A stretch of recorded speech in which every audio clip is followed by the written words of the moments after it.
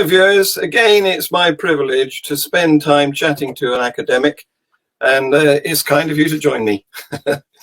So tonight we have Stephen Law, who is recently retired as reader in philosophy at a London college and is editor of Think, the Royal Institute of Philosophy's magazine.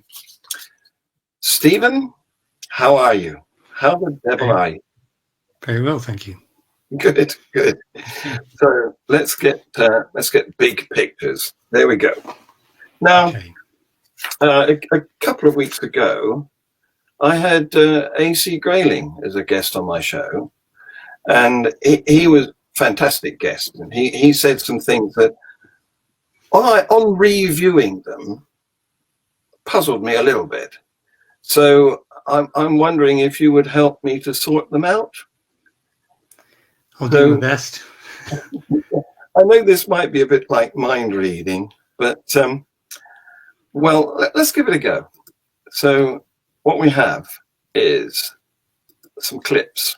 There is a paradox. It's called the paradox of the ravens, which applies to the question of evidence. It's quite interesting. I mean, if I say to you, all ravens are black, mm-hmm. And you say, fine. Then I say, well, that entails, because that's logically equivalent to saying that anything which isn't black is not a raven. So if I can point at anything that is both not black and not a raven, then that confirms my hypothesis that all ravens are black. So I point at my shirt and say, this is white and it's not a raven. So that confirms that all ravens are black. Obviously it seems not to, but logically speaking, it does. So that's what's called the paradox of the ravens. So that's one of the occasions when logic seems to fall down. But I'd like to mention, now at that point, you might have noticed that I was taking the conversation in a different direction, but AC shook his head. And I'm thinking, what was it he was going to say if I'd allowed him to continue, you know? Oh, I missed the head shake. I didn't... Could you not hear what the clip was about? I could hear it, yes. So he was talking about the paradox of the ravens, wasn't he? That's right, yes. And I said it was, perhaps it was an indication, or an instance where logic falls down. And he shook his head. Oh, I see. No, I see, that's why. Okay. Sorry. Yeah. So I'm wondering... listen to my take on this. See if I'd like to hear your opinion of what I think he might have been going on to say. I'm wondering whether he was intending to say, in the case of the fallacy of the raven, we were comparing one observation, his shirt, one observation out of all the possible unlimited observations that could have been made, and pinning that up against the ravens are black, all ravens are black proposition. So it seems to me that what's going on there, and this might be another fallacy, I don't know, as you know, I'm not a philosopher. It seems to me that if an outcome is not correct, it doesn't automatically follow that the contrary to it must be correct. Is that, do you think, where the conversation might have gone on another day? Maybe. I'm struggling a little bit to know. I'm not quite sure why he brought the paradox of the ravens up. So, I mean, the thing about the paradox of the ravens is it's a paradox generated by two seemingly plausible assumptions about confirmation. So confirmation is the idea that a hypothesis can be confirmed by an observation. And the more observations you make, potentially, the more confirmed your hypothesis might be, to the point where it actually becomes reasonable to believe it. But even one white swan confirms just a little bit that all swans are white. So it's very much a matter of degree, confirmation. And then philosophers will try and sort of pin down what confirmation is and what the principles are that govern our thinking about confirmation. And two very plausible principles are, number one, that generalizations are confirmed by their instances. So, a white swan is an instance of the generalization all swans are white. Mhm. So it confirms that generalization, if only a little bit. And then another principle is that if you have two propositions which are logically equivalent, then any observation which confirms one confirms the other one. And then, if you take those two assumptions, you can show that because all swans are white is logically equivalent to anything that's not white is not a swan, or if you prefer the ravens example, all ravens are black is equivalent to anything that's not a raven is not black, then given that observing a non-black non-raven is an instance of confirming all non-ravens are black, it then follows, given the equivalence hypothesis, that non-black non-ravens confirm that all ravens are black. And many people think, but that can't be true. See, the conclusion that you've drawn from these two seemingly plausible principles is incorrect, they say. Observing a white shoe doesn't confirm that all ravens are black. No. And then it's a paradox. It's not a, it's a famous paradox in the philosophy of science. Something's got to give, right? You either have to give up one of those two principles, or you have to accept that white shoes confirm that all ravens are black. So what are you going to do? And then the philosophers argue about which of these various, which of the three options it is that we should be taking. I have no idea now, thinking about it, why AC brought this up. But anyway, that's famously the paradox of the ravens. Yeah. So you're not obliged to defend, by the way, the hypothesis that white shoes confirm that all ravens are black. Most people find that highly counterintuitive, but there is a way actually of defending that view. The Bayesians can do it, funny enough. Yeah. But let's not get into that, because that's just another massive can of worms. I've already taken up far too much of your time explaining the paradox of the ravens. Well, I didn't give you the context, but we have been talking about reasons to believe. I think that was the preamble to that part of the show. But my way of thinking about it is that ravens are black is a specific case, whereas an alternative observation that's taken to confirm or refute it is one instance out of an infinitely possible number of instances that could have been picked. That's a sort of, is there any Bayesian element in that? Well, this is a horribly complicated puzzle. You could give up one of your two initial starting assumptions. You probably don't want to give up the equivalence claim that, if evidence supports one hypothesis, it supports any hypothesis that's logically equivalent to it. That looks pretty solid, actually. But then you might want to give up the claim that every generalization is confirmed by its instances. You might say, well, that's true of the generalization all ravens are black, but it's not true of other generalizations, such as, all non-black things are non-ravens, for example. And in fact, there are generalizations that are not confirmed by their instances on the face of it. So, for example, all snakes are located outside of Ireland, which is apparently true. The legend goes that it was St. Patrick that banished them from the Isle of Ireland. So anyway, all snakes are located somewhere outside of Ireland. So let's suppose we keep finding snakes and every single one is outside of Ireland. Does that confirm that there are no snakes in Ireland? No, it doesn't. Actually, it makes it more likely that there are going to be snakes in Ireland as well. So on the face of it, there's a generalization that's not confirmed by its instances. So chuck that one out, and you've also solved the paradox of the ravens, because you need that assumption to generate the paradox. So famous puzzle, horribly tricky and difficult. I'm not confident I know the answer to it, but that's what was brought up for whatever reason.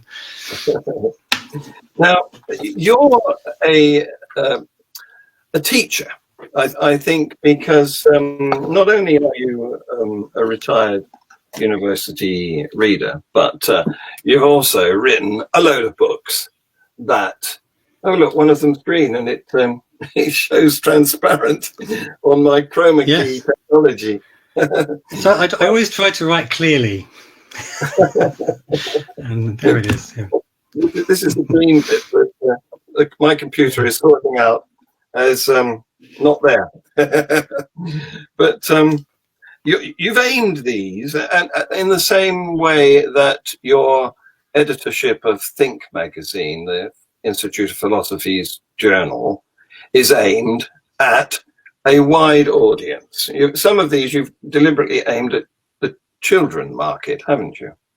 So yeah. So you're in the same business as me in a sense, because I'm a retired science teacher. So our whole aim has been to help youngsters, particularly, become better educated. So yeah, I've certainly worked on trying to introduce philosophy to young people, and the reason that I did that was because it took me a long time to discover philosophy myself. It wasn't till I was into my 20s. And had I, and once I discovered it, I realized this was what I was passionate about. And in fact, I had a bad time at school. I hadn't even got any A levels because I was kicked out of sixth form college.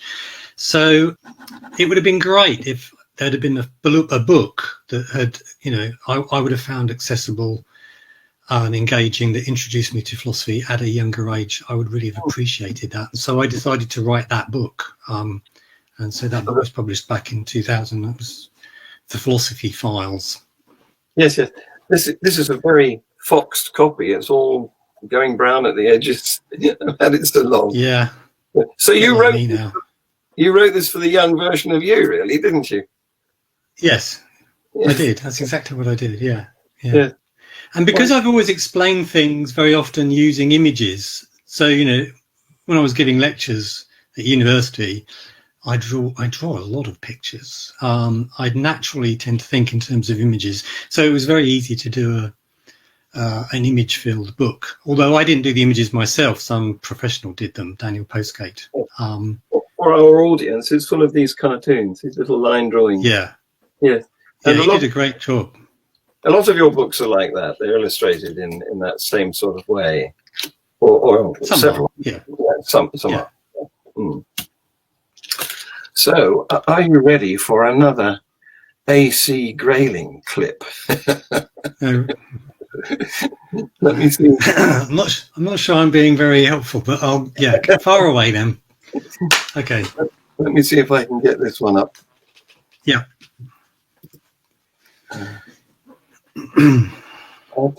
A falsehood can be a good thing. The classic case is where somebody says, does my bum look big in this? And you say, no, and you're not telling the truth, but it keeps the peace. Okay, so the kind of case where sometimes truth can get in the way. And indeed, of course, sometimes telling the truth can cause harm. So there's a joke about that. I don't know whether you've heard this. The wife says, does my bum look big in this? And husband says, step back a bit so I can get it all in. Oh dear, that would be quite the wrong way to go. Okay.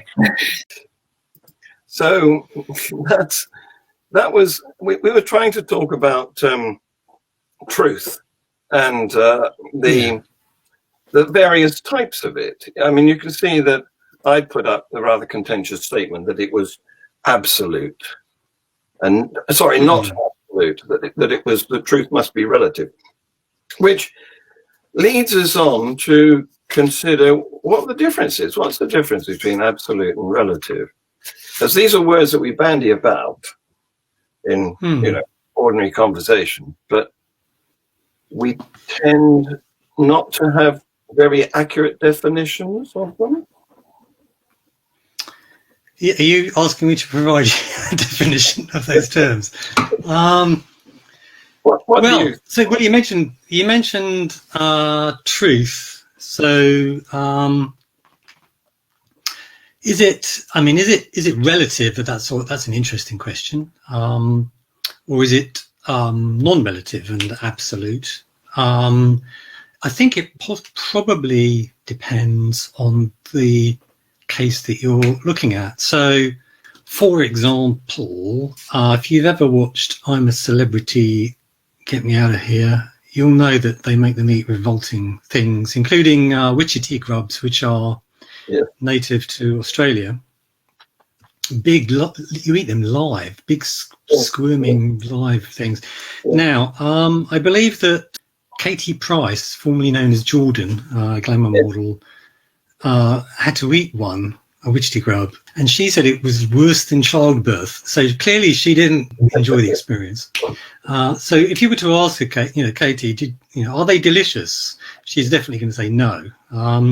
Whereas if you were to ask somebody else that, perhaps grew up in Australia and it's part of their culture, perhaps to eat that kind of thing. Yeah. They're very familiar with it. They might go, yeah, I love them. Witchetty grubs, tasty. So you can see then that we might want to say that it's true for one person that witchetty grubs are delicious, but false for another. There's a single claim being made there: witchetty grubs are delicious, and the truth is relative. Is that a terrible? Is that a terrible thing? Not really. That's okay. And it's clear what's going on here, isn't it? It's that the deliciousness is not an objective feature of the witchetty grub. It's like, people sometimes say beauty is in the eye of the beholder. Well, the deliciousness is very much in the taste buds of the person that eats the witchetty grub. It's not an intrinsic objective feature of the witchetty grub, unlike, its mass, say, or some other properties. So there are properties which are out there mind independently. It's just an objective fact that the moon is not made of cheese, no matter how many people might believe that. But if people believe that witchetty grubs are delicious, then that kind of does make it true for them that they are delicious. So there are truths which are, it seems, essentially tied to the subjective and are relative, and then there are other truths which are mind independently true. So most of us would go, yeah, the truth about deliciousness, that's the relative subjective truth. The truth about, the moon being made of cheese, or the mass of the witchetty grub, these truths are objective truths, and they're out there independently of us and what we might happen to believe or feel about it or whatever. But then you come to kind of tricky cases like morality, where people are not sure what to say. Is morality merely a reflection of our own subjective preferences and tastes, or is it an objective, mind-independent fact that murder is morally wrong? And there you find, people having a debate. Yes, indeed. Well, yeah. Coming from my, retired science teacher background, I tend to think that there are these personal truths, like, for me, I prefer coffee without sugar. That's one of my personal preferences. That's my truth for me. But it's trivial because it's just to do with me. It's a subjective opinion. Whereas there are out there, you mentioned the moon is not made of cream cheese or any colored cheese. Out there, there's the sort of universe's truth, which is beyond dispute in a lot of cases, hopefully. So that's not trivial. And those are the sorts of truths that we would love to be absolute, but even those aren't, because although we desire that certainty, we've never been able to observe it. I mean, we desire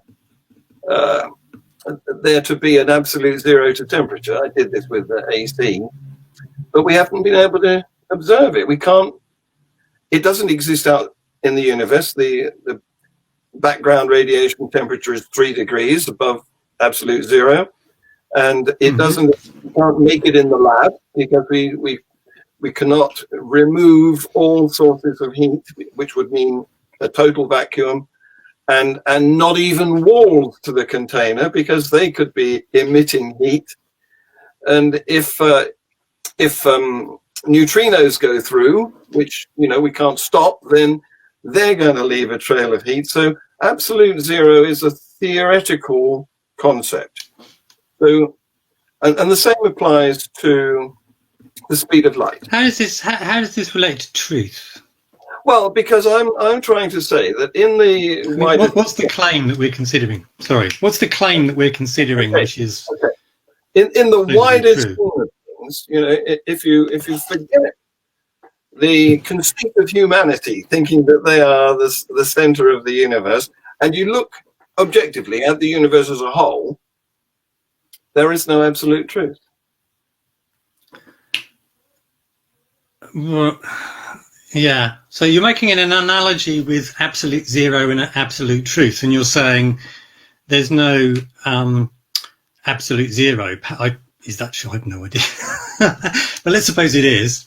And in the same way, then, what I'm saying is we can hypothesize that there is an absolute zero, and we can hypothesize that there is an absolute speed to light, for example, but neither of those things have been observed.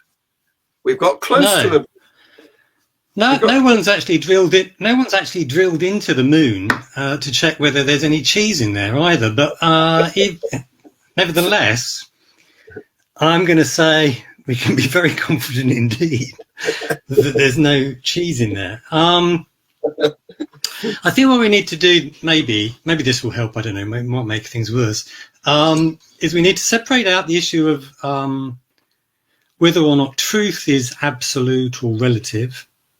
Whether truth is whether things are mind independently true, or whether the truth of a proposition somehow depends on how things strike us subjectively or whatever. There's that question, which is a very interesting one. So we had a little think about that. But I think that what you've done now actually is you've changed to a different question, which is the question of what we can be certain about. Right? Can we be certain that these things are there? And of course, this is contentious. I mean, some people think that you can't really know anything about the universe outside of your own mind. They're skeptics about the external world. And Descartes, although he wasn't a skeptic, famously runs a sort of argument involving an evil demon that might be deceiving him into, to kind of conjure up these very radical doubts about whether there's a world out there at all. And we can entertain, matrix type scenarios in which, I don't even have a body. I just think I do. I'm actually a brain in a vat, or like, yeah. So you can raise those kind of questions about the world around us, and and then there's the question of whether we can prove things with 100%, confidence, certainty. Even if we can know about the world around us, can we truly be certain? And the answer to that question depends on what you mean by certainty. I mean, yeah. If we're after proof, well, that's a very slippery term. You can prove things beyond all possible doubt. Well, there are probably not that many things you can prove beyond all possible doubt. So there's always an element of uncertainty. But if you go into a court of law, they talk about proof, but there it's proof beyond reasonable doubt. And that we believe we can achieve. And so why couldn't we prove beyond reasonable doubt facts about the world outside of our own minds? I think we probably can. I think we've proven beyond any reasonable doubt that the moon is not made of cheese, despite the possibility that we'll go there one day and drill in and it's camembert just below the dusty surface. So I think that we've moved on to a different question, really, which is the extent to which we can know or be certain about things. Right. And that's a different question to the question of whether or not a truth is relative or not. So I'm just doing what philosophers do to the irritation of almost everybody, which is I'm just separating things out very carefully, separating out the questions, separating out the concepts. which people often find very tedious. But unless you do that, you're going to end up very confused. Yeah. Yeah, of course. So you talked about certainty, but surely for certainty we need absoluteness, don't we? Or we can't have certainty. I don't know what you mean by that. What do you mean? We need absoluteness. Why do you want certainty, but you're not going to get it when it comes to an awful lot of things. You can just establish perhaps beyond reasonable doubt. I mean, what do you mean by certainty? 100% certain, no possibility of error? Well, you can't be certain I'm here. If there's an element of doubt, then you don't have certainty. And that's what I mean by absoluteness. Okay, well, that's a way of using certainty, yeah. I mean, that's what Descartes meant. He wanted absolute certainty, no possibility of error. There are very few things about which we can be certain in that sense. Descartes thought he found one such thing, that he exists, because in doubting, you demonstrate that you exist. So it's a kind of self-defeating doubt. There's something about which you can be certain. But then other philosophers questioned even whether that's certain. So certainly, if we're going to require for knowledge certainty, boy, you ain't going to know much. No. But we don't require that. I mean, that's a ludicrously high place to set your bar, so far as knowledge is concerned, that you have to be absolutely certain there must be no possibility of error. Of course, I mean, that's not normally what we require for knowledge, nor should we. No. So what we have then is a sliding scale, and there is a position on this sliding scale where we decide that's acceptable. Where it becomes reasonable to believe something. Yeah. Your confidence increases to the point where you can say, actually, you know what, I think that's true. And then your confidence might increase still further. Yes. But there will still be the possibility of error. It's always in the background for most beliefs. Yeah. But that doesn't mean that you can't have reasonable belief, that you can't indeed prove things beyond reasonable doubt. I think we can. In the courts, they have two standards, don't they? In the lower courts, it's one standard, and in the higher court, it's the other standard. It's proven beyond reasonable doubt when you have a jury. And then in the magistrate's court, there's a different criterion, which is much less stringent. I can't remember what the legal phrase is right now. No, I don't know, I'm afraid. So I noticed that you've been tweeting today. I can't remember what I tweeted. Some nonsense. Some political rants, possibly. See if I can get this up before we talk about. You're going to make me think about my own tweets. That's cruel. Don't do that.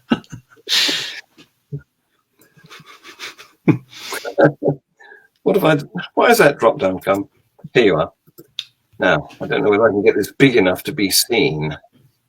So I click on that and then this, and then I make... Can you read that? I think we can, can't we? Yeah, just about. Yes. I tweeted... Go ahead. Yeah. Well, I quote, if there's no God, morality is subjective preference, end of quote. That's a thing you sometimes hear theists say. Yes. And to which I've responded, but morality is tied up with human flourishing, brackets, otherwise what's the point of it, end brackets. What helps humans flourish is, even scientifically investigable, a matter of objective fact and not necessarily a matter of indulging our subjective preferences. So I just stuck that up there. I mean, it's just a tweet. It's just to get people thinking, right? In this case, to get people thinking about this fairly common refrain that you get from religious people, that in the absence of God, morality boils down to mere subjective taste or preference. It's not at all clear to me that that's true, and I'm just expressing some doubts about it. They do love that, though, don't they? I mean, Penn of Penn and Teller has said something along the lines of, according to theists, I should be out there raping and pillaging or murdering. But I'll assure you that I do as much raping and murdering as I want, which is none. So, yeah, he's a... Carry on. He's a wise man. So you've introduced the ideas of objective and subjective in that tweet. So my concept of objectivity is something that hasn't been tainted by a mind. It's not had a bias imposed upon it on the way through a brain. Now, is that possible? Well, things are objectively out there, mind independently. I'm assuming, because I'm not I'm not some sort of idealist or, I think the world exists mind independently. So, I believe that there are objective facts out there. But then there's a question about, our knowledge of those facts and the extent to which our perceptual mechanisms and prior beliefs and so on shape and colour the window that we have on that reality. So, to what extent can we trust it? To what extent can we consider it reliable? There's no doubt that we are prone to various cognitive biases. We know this for a fact. And so, you have to be very careful. And it's good to know about those biases so you can try and be on your guard against them. So, we are imperfect mechanisms. We, when it comes to trying to establish how things are around us, but that doesn't mean that we can't do it. And in fact, we're pretty good now, having developed the scientific method at dealing with the effects of our own cognitive biases. We've developed tools that allow us to detect when those biases are operating and that allow us to try and bypass them to some extent. So if you're pointing out that we inevitably are biased and we have our biases, I mean, it's true. But I'm not going to become Mr. Super Skeptic because of that. No. Well, I would contend that it's probably impossible to get perfect objectivity. And what the scientific method does is attempts to get round that by insisting upon repeatability and shareability of the observations that are made. And the more such confirming observations, the bigger the, shall I go back to using that word certainty again, bigger the closer to objectivity we get. Yeah, that sounds roughly right. I mean, you want to be doing you don't just want to be looking for confirmatory instances. No, you want to actually also be as that would be a bias in itself. Yeah, that's not necessarily the right way to go. You want to actually trying to test it and look for counterexamples and so on. That's really what you need to be doing very often. So so we've developed this toolkit, the scientific method, which enhances our ability to find out about the world around us by, to some extent, neutralizing those biases to which we are otherwise horribly prone. Yes, trying to cancel them out. Yes, indeed. Yeah. So here's a question from one of our audience. This is, there you go. Do philosophers see a great value in probability and statistics regarding reality estimates? That sounds a bit like Bayes coming in here again. Yeah, they do, of course. Yes, I mean, The Bayesian approach is very popular with philosophers at the moment. You find loads of Bayesians and applying Bayes' theorem to this or that or whatever it may happen to be. And indeed, it looks like you can possibly solve some philosophical paradoxes, for example, by adopting a Bayesian solution. So including the paradox of the ravens, funnily enough. So yes, the answer is yes. Philosophers are very interested in probability. And that's my answer. Well, that's a pretty good answer. So perhaps for the benefit of our audience, we ought to explain what we're talking about when we use Bayes' theorem, Bayes' idea. Oh God, don't ask me to explain Bayesianism in any detail. It's taking into account of prior knowledge. It's a bit more to it than that.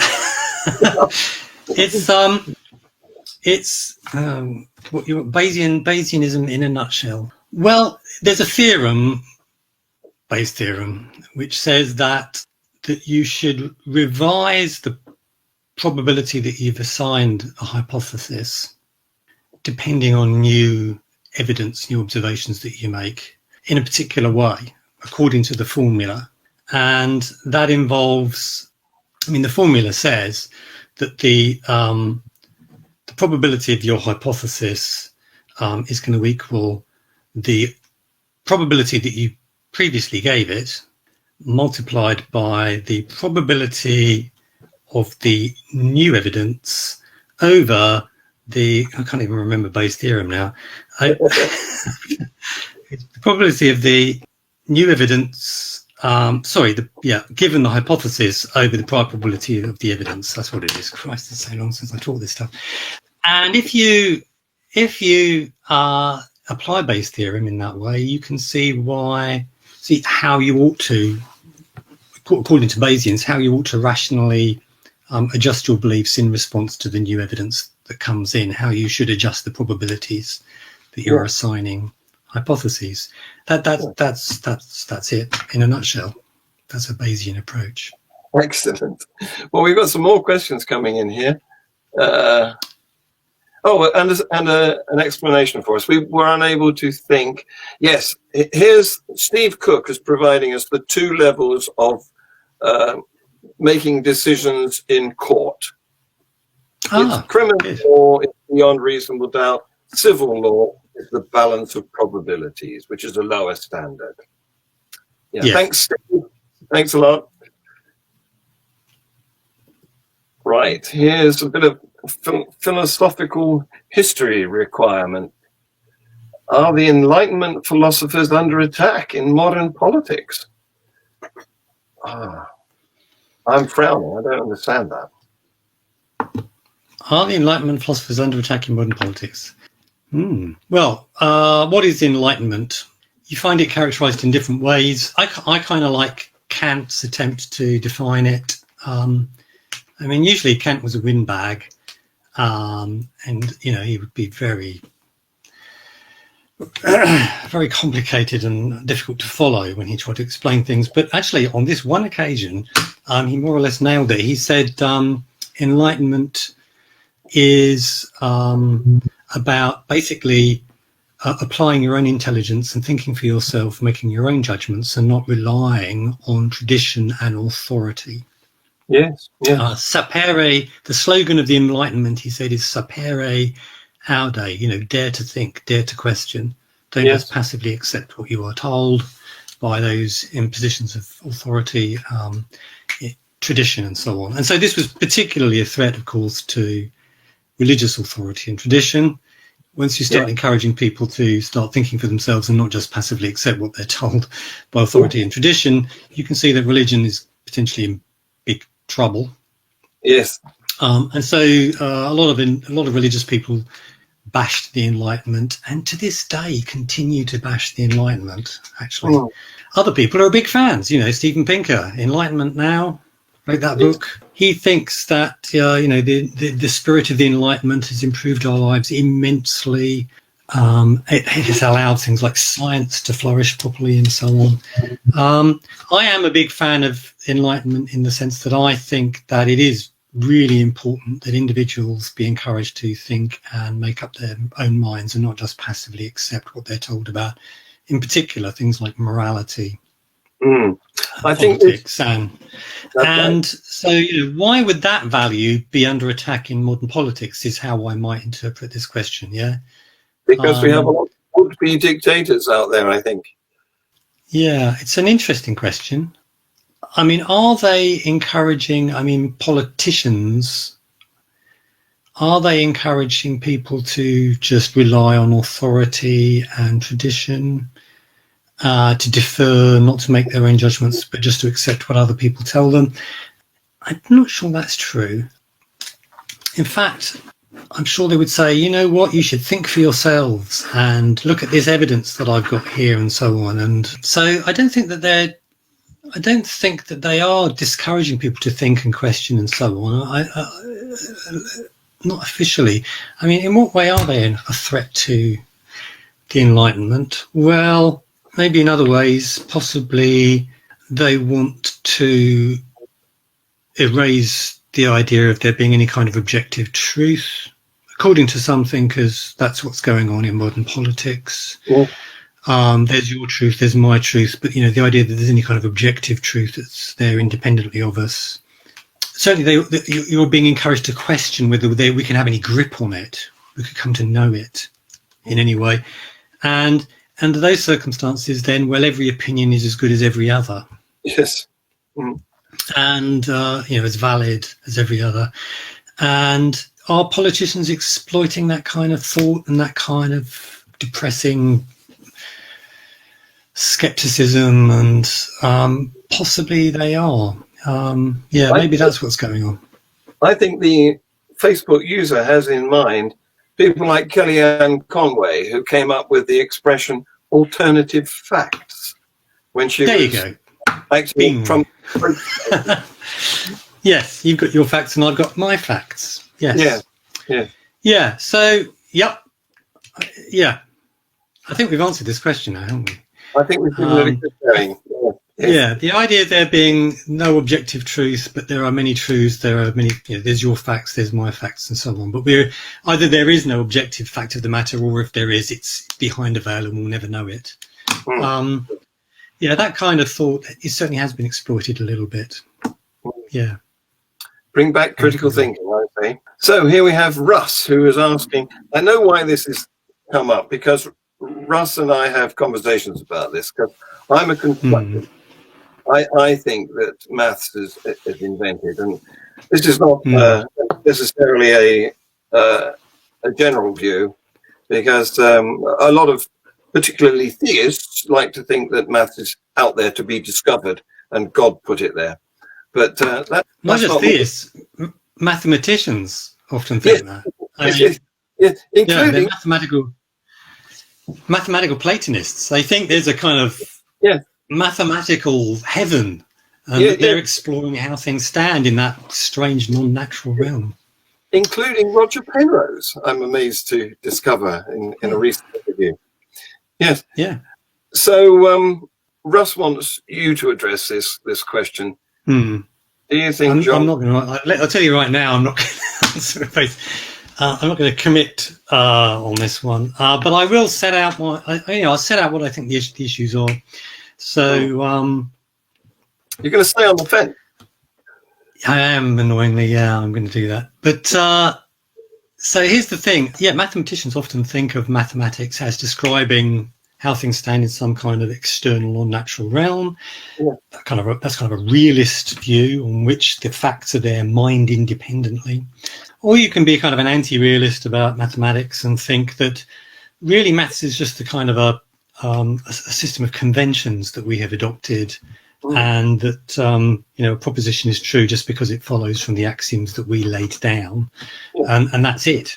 That's all there is to it. And so John, you're saying you're very much in the latter camp.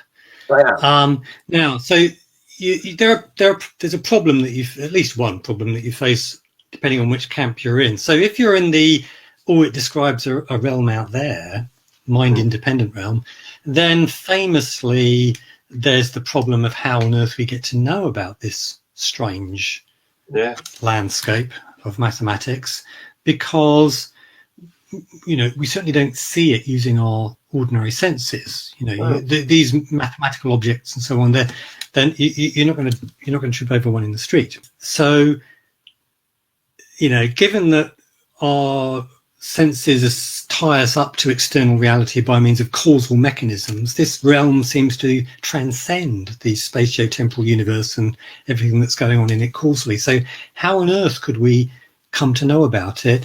And famously, Socrates in Plato's Meno solves that problem by suggesting that before you were born, you were acquainted with these. It was injected.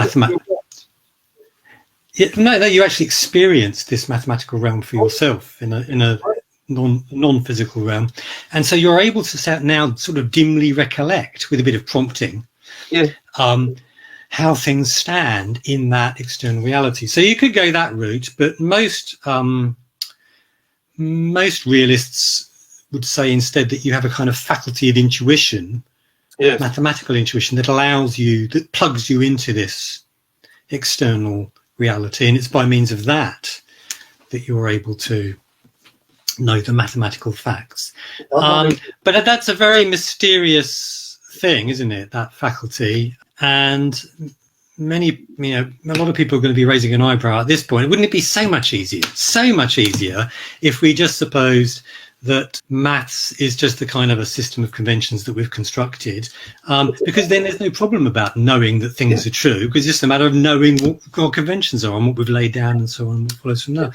From what? So you can get around the kind of epistemological problem by bringing it in-house, mathematics, but then you have the alternative problem that it doesn't seem to be merely a matter of convention, the mathematical truth. There are many different systems of mathematics that you could develop. You could use maths to build a bridge, or you could use schmaths to build a bridge, a different set of conventions on which 12 times 12 is not 144, it's 147, and so on. Now, if you use schmaths to build the bridge, it'll fall down quite possibly, whereas if you use maths, everything's fine, right? So it seems that mathematics does somehow accurately map how things are in the world in a way that schmaths and other alternative mathematics that we might construct do not. That seems to suggest that it's not merely a matter of convention, mathematical truth. And so people get pulled in these two different directions depending on what they're worried about at the time. Yes. And now my answer is I don't know. I don't know the answer to this puzzle. That's just because I'm a philosopher doesn't mean I know all the answers. No. That would be a wild claim to make. So you mentioned intuition, and I'm not impressed, I'm afraid, because I can think off the top of my head of at least two cases where intuition was wrong. And of course, quite a lot of things are counterintuitive. Things we've discovered have turned out. Intuition. To the extent that we're relying on intuition, we're relying on something with a somewhat suspect track record, aren't we? And philosophers very often do appeal to intuition, interestingly. But that's not really what the word intuition means when it's appealed to by a mathematical realist. So what you're talking about there is, well, it just really seems that way to me. In my gut says it's this intuition. That's my feeling about it. Whereas, no, they mean it's not just that you might happen to feel that way, that 2 + 2 = 4. No, you have this faculty. There's a connection, like sight, which connects me up via light bouncing off objects and hitting my retina and sending off a cascade of activity in my nervous system and so on. So there is similarly some kind of faculty, but not a physical, natural faculty, that allows me to detect the mathematical facts, and that's what they're calling intuition. It does seem a bit spooky and weird, doesn't it? Yeah. Also in your tweet, you mentioned morality, and I agree with you in that it is very much linked with human, and the success of a social species, and those are criteria that can be measured.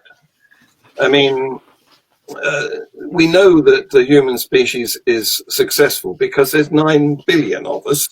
Is it 9 now? We're on the way to 9. Oh dear. Certainly 8 billion at the moment. And we know that we're successful because we've conquered pretty much all the different habitats available to us, including, to an extent, space and the moon. And so I would contend that morality itself is not a very useful word. I want to do away with the word morality. I want to talk in terms of successful social behaviors, actions that facilitate the growth and dominance of mankind, in our case, or any other animal kind in their case. And so I would say that the reason we've evolved to not kill each other as a general rule is because that would be... We do kill each other quite often, though, don't we? I mean, Well, we have wars and... Well, yeah. Let me expound on this a little bit more first, because it would be counter to our biological mission to kill everybody in sight. Now, granted, there have been very serious attempts to eradicate large populations, but despite that, the population trend has been of growth. So the principle stands with a few dips in the graph, Have you got a question for me? Well, no, I think we're... Or do you just want me to comment on what you've said? Yeah, you comment. You're saying that let's stop talking about morality, let's start talking about what helps human beings flourish, succeed. I suppose I have a little bit of sympathy with that. I mean, I do think that whatever morality is, there is some kind of essential link to human flourishing. To the extent that, if there was a moral system that was completely antithetical to human flourishing, well, it wouldn't truly be moral, would it? I mean, it's got to fit at least with human flourishing. There is a kind of an essential or conceptual link there, even if there's more to morality than just promoting human flourishing. It seems that there's a minimum standard that you've got to meet so far as a decent moral system is concerned when it comes to human flourishing. So I have some sympathy with that thought. Obviously, it's an interesting question. I haven't really thought about it. I don't think. If we just abandoned the concept of morality and just focused on, well, let's just do what we can to improve human flourishing. Let's talk about that. What's the downside to that? I'm sure there is one, but off the top of my head, I can't think of what it is. It's kind of an interesting question, yeah. Well, maybe on another occasion I'll invite you to join me and we'll focus on morality, and I'll make a little presentation, and you'll have thought of it by then, and we can have a conversation about. Yeah, I mean obviously it depends what you mean by human flourishing. I mean, critics of the suggestion that morality is essentially tied up to human flourishing, they're going to say, well, yeah, but what is human flourishing? What do you mean by human flourishing? And so on. Is someone that's led a very content life exploiting other people, well, they've flourished, and surely that's a good thing. And what's wrong with that? Well, there you see, you're focusing on the idea of the individual, whereas I'm thinking in terms of the population. Okay, so it's overall human flourishing. It's a social behaviour. Yeah. Okay. Well, here's a worry. My brain is finally getting into gear. Finally. So here's a worry that you might raise. You might say, what if we could maximize human flourishing by murdering that old lady over there. I don't know, harvesting her organs, say, or, you know, the usual counterexamples to utilitarianism. We can wheel those out. It may be that now we have to start thinking, what do we mean by human flourishing? And okay, so we've got various, you know, many more content individuals who are going out and leading their lives and having loving relationships and have projects that they enjoy and improving the lives. So plenty of flourishing going on, but we just murdered somebody in order to achieve that flourishing. So clearly there's a bit more to morality than just promoting flourishing, because we just did something that's morally wrong, despite the fact that it... I see where you're coming from, but I want to extrapolate from the general principle, because all societies, it's a moral universal that killing is wrong. Killing a human is wrong. No anthropologist has found a society that doesn't think that, in principle. Yeah. So well, with a few refinements, but yeah. So I want to extend that in terms of causing bodily harm to a person involves the risk of killing them. Therefore, that is also taboo to us in our inherited behavior. Yeah. Where are you going with this thought? Well, you tell me. Go on. Well, I don't know. I think this lends it. You're providing a sort of a naturalistic evolutionary story, aren't you, about why we have the moral responses and intuitions, if you like, that we do. You're explaining them. Yes. Yeah. I'm giving an evolutionary explanation for morality, if you like. Yes. Yeah. So. Okay, but now how does that relate to what we were talking about, human flourishing? Well, human flourishing is empirically measurable aspect of this socially successful behavior. Yes, so clearly by having a moral system and acting in accordance with it, at least a moral system of the sort that we do, it has enhanced human flourishing, you might argue, as a species. Yes. Again, you've got to take in the broad view. This has got to be not a telescopic view, but a blunderbuss view, and then the thesis fits. But the trouble with humanity is we're all egocentric. We all think. What if I don't know.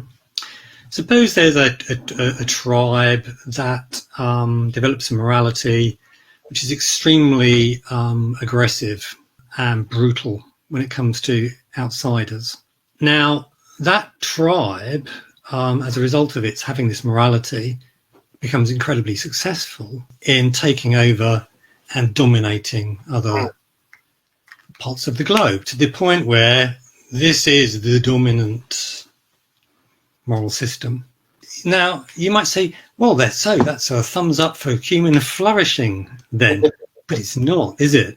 Because previously, before this tribe came along, there could have been very happy, healthy societies that were very, very much flourishing. And now we have something completely different, incredibly oppressive and so on. So it seems to me that just because it helps human beings survive and reproduce and indeed take over territory, it doesn't follow from that it promotes human flourishing. In fact, that could be an impediment to human flourishing. Right. So you're saying that compassion doesn't necessarily provide the outcome that flourishing requires. Well, I don't know what I'm going. I was.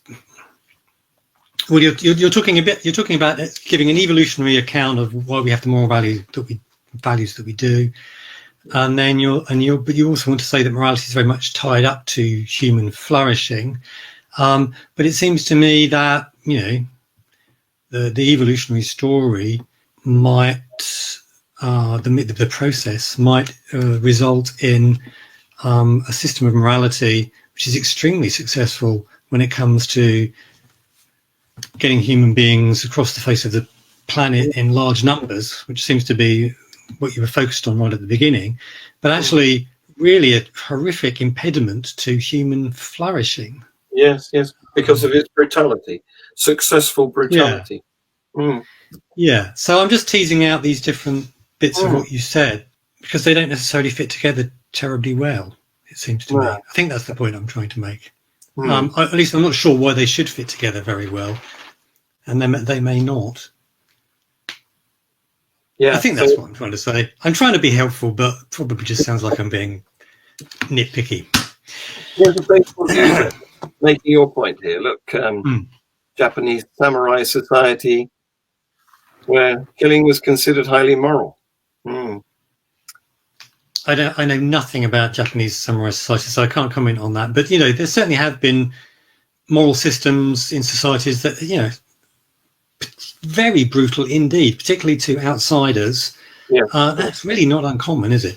And those systems will help those individuals spread across the face of the earth, dominate, and their numbers maximised, which is what you were measuring as a sort of, you were equating that to human flourishing. But I don't want to equate that to human flourishing because it seems to me that actually could involve the eradication of human flourishing. It could just be steamrolling over human flourishing. So I don't want to, I guess one of the points I'm making is I don't want to equate human flourishing with getting humans to reproduce very effectively across the face of the earth. That's not the same thing at all. So we're coming to the end of our time here because I try not to inflict more than an hour on my victims because I'm sure they've got a nice glass of wine or something waiting for them at the end of this show. So I think we're going to have to agree that morality is an intractable problem, like this Facebook user suggests. What could we do about it? It's what is there that anybody could do about it? Okay. Well, I think that's largely it's an empirical question, isn't it? We need to do some research. One thing you probably don't want to do is ask an armchair theorizer, which is what I am. So I'm not well placed to answer those kind of questions. But it's a really good question. I'm just not particularly well placed to answer it. No. In part, it's you need to be asking psychologists and sociologists and so on. Yeah, that's the trouble with the really good questions. They don't have really good answers. No, they may have really great answers. They're just I'm not particularly well placed to provide that answer. We haven't found them yet. I think I'll happily speculate for hours. I think you've frozen, Stephen. I think technology has defeated us here. So, in case Stephen doesn't unfreeze, I'd like to announce that next week we have Kevin Quantum, magician, who currently is appearing on Britain's Got Talent. That should be fun. And the week following that, we have Kat Arney, who is the regular co-host of The Naked Scientists. That's a BBC radio program. And she is also the host of BBC Radio 5's Live Science show.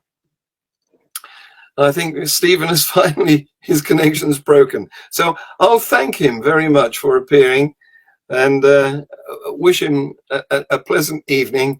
And also thank you to you for watching. And I hope to see you again next week.